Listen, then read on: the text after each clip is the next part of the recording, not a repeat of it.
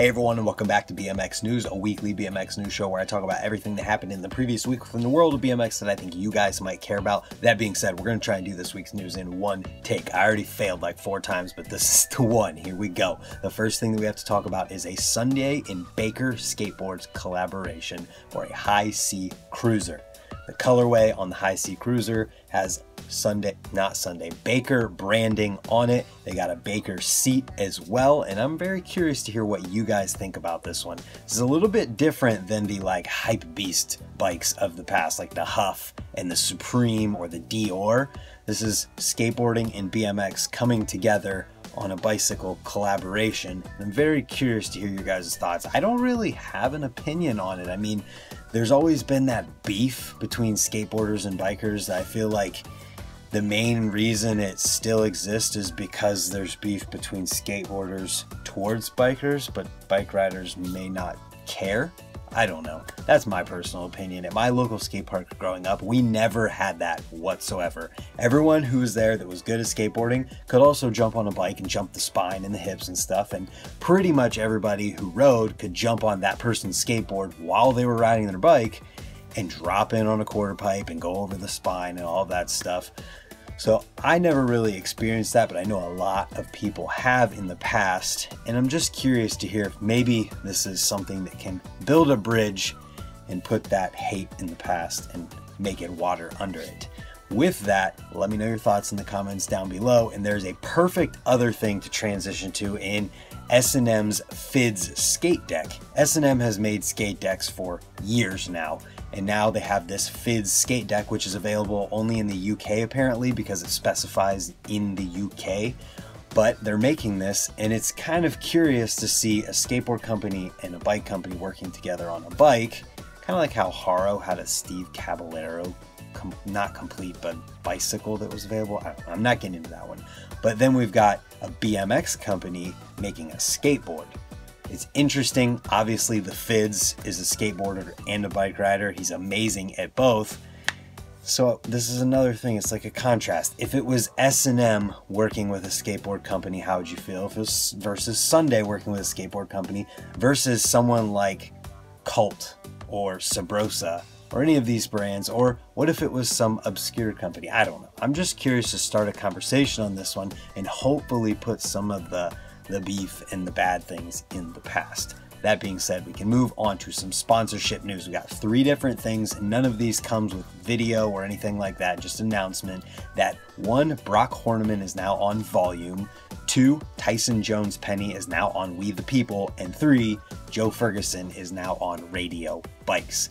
There's going to be more sponsorship news. It's the beginning of the year, end of the year, beginning of the next always brings a lot of sponsorship news. So I'm sure we're going to be hearing some more as it goes. And I actually just remembered hearing somebody is off of Red Bull. I'll put it on the screen. I can't remember who it is off the top of my head. Moving on from there, we did have a cut because I remembered somebody isn't riding for Red Bull anymore, but I cannot remember who it is and I cannot find who it is. So if somebody does know, let me know in the comments. But we've got some videos to talk about. The first one comes from Declan Murray for Stranger, and it's called Aggro Ballerina. And aside from whatever is going on in the B-roll of this video, I have no idea what any of it is. The riding itself is amazing. Declan Brooks does a full cab hand plant down a drop in this video. Crazy. The last clip, wild. He does a hop saran wrap to can-can lander to foot plant 180 down a drop. The stuff that Declan thinks of and does is always entertaining and awesome and refreshing to see, as crazy as the B-roll for this video is.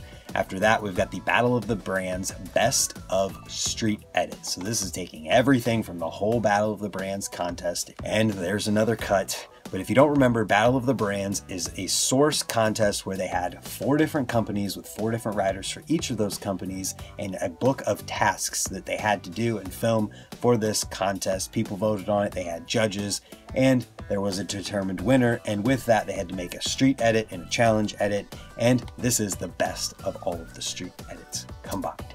Then we've got Ben Winter for Volume and Demolition, Jacob Cable and Casey Starling having a session at House Skate Park for Kink, and we've got Dan Kruk doing every trick for USL BMX at a skate park. This one actually features Grant C. and Francis Castro riding as well, but Dan Kruk. And there's another cut. I am so bad at this.